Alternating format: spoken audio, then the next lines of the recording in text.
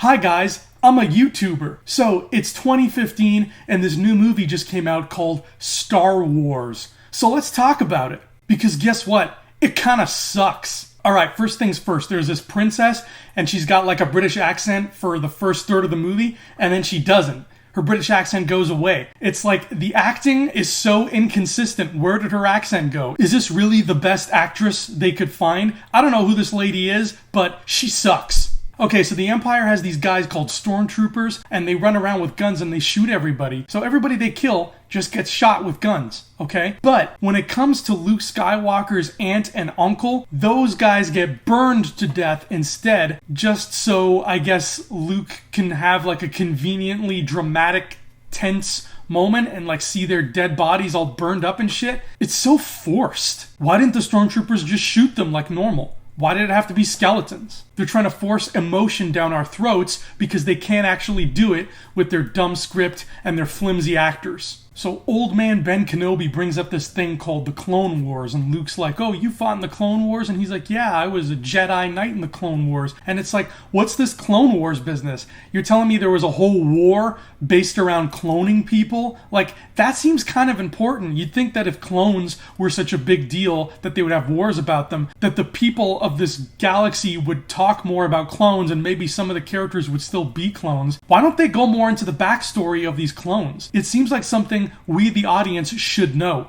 Alright, so they're on the big Death Star station, and there's this point where Han Solo and Chewbacca go running down the hall, and then they run right into this room full of like 100 stormtroopers, and the stormtroopers start shooting at them, but neither of them get hit even once? Come on, man. Chewbacca is like this 7-foot-tall Sasquatch monster. He's a big target. I think one of those lasers would probably hit him. In a real world, he'd be dead. What kind of stupid script is this? This movie makes no sense, and it's stupid. Okay, those lightsaber swords, those like laser swords, those things are kind of cool, but we only get like one time in the movie where two people fight with them, and that fight was the lamest thing I've ever seen in my life. Has the director even seen a sword fight before? These two guys are magic space wizards.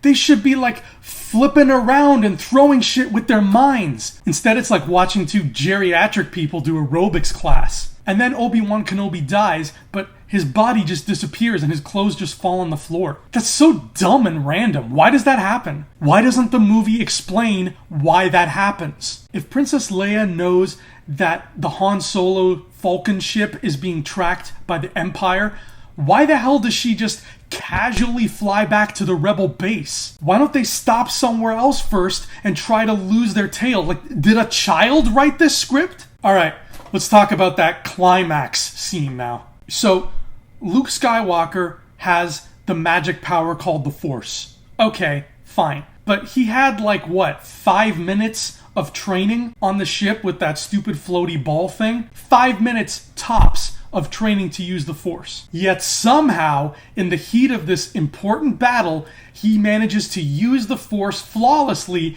to guide his missile into that little hole and blow up the space station. It's also pretty convenient that all these like grizzled, seasoned military pilots go up to this battle, and Luke Skywalker, a guy who has never flown an X-Wing in his life, is somehow only one of those guys who makes it out alive? What a fucking Mary Sue.